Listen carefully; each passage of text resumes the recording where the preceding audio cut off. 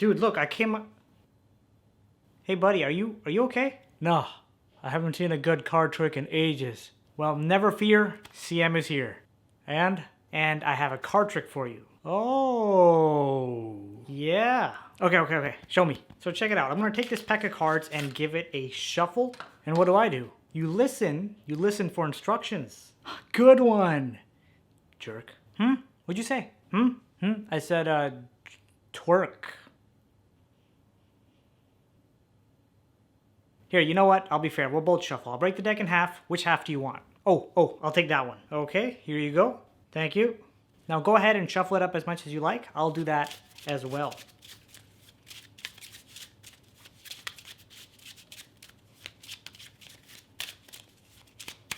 I'm all set. I'll take both halves now. Thank you. And I'll just shuffle them up together, all right? There we go. Fair enough. Okay. I want you to take this whole deck now, okay? Here you go. And then cut off about a third of the deck and just look at the card you cut to. All right, I'm looking at the card now. Now go ahead and riffle shuffle the pack you cut with the rest of the deck and then give the deck a couple more cuts.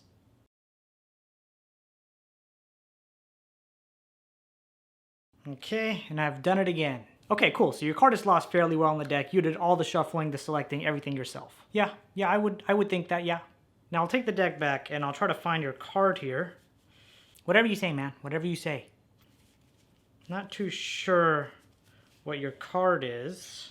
Well, then you're not as good as you think, are you? Here, do me a favor. Just think of your card. Okay, I'm thinking about it. Would you be impressed if I could tell you what your card is now? Yeah, that'd be pretty cool. Would you be even more impressed without touching the rest of the deck now if I was able to bring your card all the way to the top? Now that would be impressive. Check it out. It's done. What was the name of your card? It was the King of Clubs. The King of Clubs, you say? Well, check it out. The card on top is indeed the King of Clubs. See that? I switched it up on you today. You had no idea where the intro was. Here it is. What up, crew? It is Magic Monday, and this is your place to learn magic, master your performance, and captivate audiences. You already saw what this card trick is live in action, so let's go ahead and break it down. Alright guys, welcome to the tutorial. Hopefully you enjoyed that performance. Just a little bit of background on this effect. This is actually a variation that I came up with based on a card trick called Naming Chosen Card. So now that you know a little bit about it, let's go ahead and break it down. This card trick does require a little bit of a setup, but the deck still can be shuffled by the spectator, similar to how it was done in the performance.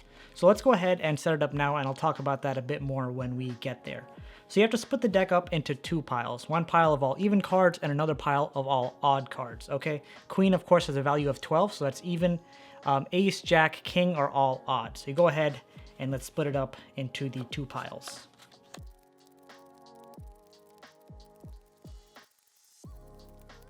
All right, now that we've done that, one thing to note is that the odd pile will be bigger than the even pile by 4 cards because we have 13 actual values. So of course that's an odd number. So we're gonna have more odd cards than even cards. Once you've split it up into the piles, you can put the deck back together, and you may want to somehow mark exactly where the odd cards end or where the even cards start. And this could simply be done by just crimping a card on the edge. And the reason why this is important is because now once you pull the deck out, you have one crimped card, you'll be able to break at that point very easily and hand over half the deck to the spectator to shuffle, right? So now if they're shuffling all the odd cards or if they're shuffling all the even cards, it really doesn't matter because the order of the cards themselves don't matter as long as we have an even pile and an odd pile. So what I'd say, or what I'd recommend in the performance, is once you go ahead and break the deck, give the spectator the option on which packet they'd like to shuffle. They select the packet and they can shuffle the packet that they selected. Now to even improve, or what's the right word for it? To get an even greater performance, once they're done shuffling their pile, you shuffle your own pile. You can switch piles and then shuffle it up again, right? And once this is all done, then you take the decks back together. And in my performance, I did shuffle it up, but I know how to do a full deck false shuffle, so I can keep the order the same. But if you're not comfortable doing a full deck false shuffle, you can give the deck a couple of false cuts and all that good stuff. But once you're done, the only thing you want to do now is put the two halves together. Make sure not to mix the two halves. and you want to note the bottom card and whether if it's even or odd. What you do from this point is you hand the deck over to the spectator and tell them to cut about a third of the deck. Now keep in mind, when they cut about a third of the deck, they're going to be cutting into the odd pile, okay? Because the odd pile is on top. Of course, if the even pile was on top, then they'd be cutting into the even pile. But in our case, we have the odd pile on top, so let's say they give about a third, fourth, whatever it is, and they land up on the ace of hearts. You tell them to take a look at the card right at the bottom of the pile that they cut, and then riffle shuffle these two piles together. And I know this packet is much smaller than this packet, but that's completely okay.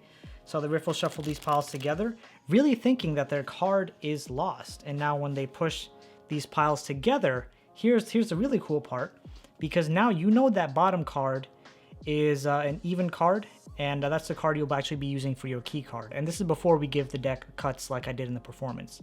So if you take a look now, the first odd card above your memorized bottom card is going to be the spectator's selected card. So there's the ace of hearts. So regardless of how many times the spectator cuts the deck, all you have to do is find your queen of spades. Where's that queen of spades? Right there. And the first odd card above it, ace of hearts, that's going to be the spectator selected card. All right, and that's pretty much the whole trick. Now, what I like to do in order to, I guess, spice things up even a little bit more, right? You know, you get that little extra spiciness in your trick. When I'm going through the deck, I actually cull the spectator selected card. So here we have the ace of hearts is their selected card. So I'm acting as if I'm going through, what is your card? I come to the spectator's card, cull that to the back. And if you don't know how to do the cull, I have a tutorial on it that you can go ahead and check out. But all you're really doing is pulling that card from the back like this. You continue going through the rest of the deck saying, I have no idea what your selected card is. And now by the time you square up, you actually move the spectator selected card to the top of the deck. Go ahead. And now you can even put the deck in the spectator's hand for greater effect. Right? So you put the deck in the spectator's hand. You tell them that you're not sure what their card is, but you want them to think of their card. Okay, they say, okay, yeah, I'm thinking of the card now. And once they're thinking of that card, then you tell them, okay, would it be impressive if I could tell you what that card is? They'd say, yes, that's pretty cool, that's impressive. And then you say, would it be even more impressive if I was able to move your card all the way to the top of the deck and have it be right on top? They'd be, yes, of course, that's even crazier. So then again, now keep in mind, you're not even touching the deck at this point. You had given it to them. So they go ahead, you tell them, take a look at the top card. They do that. Their mind is blown because the top card is their selected card, the ace of hearts. And of course, we can't have Magic Monday without a quote of the week. So this one is by Maya Angelou. It says, "You will face many defeats in life, but never let yourself be defeated." All right, guys, peace out.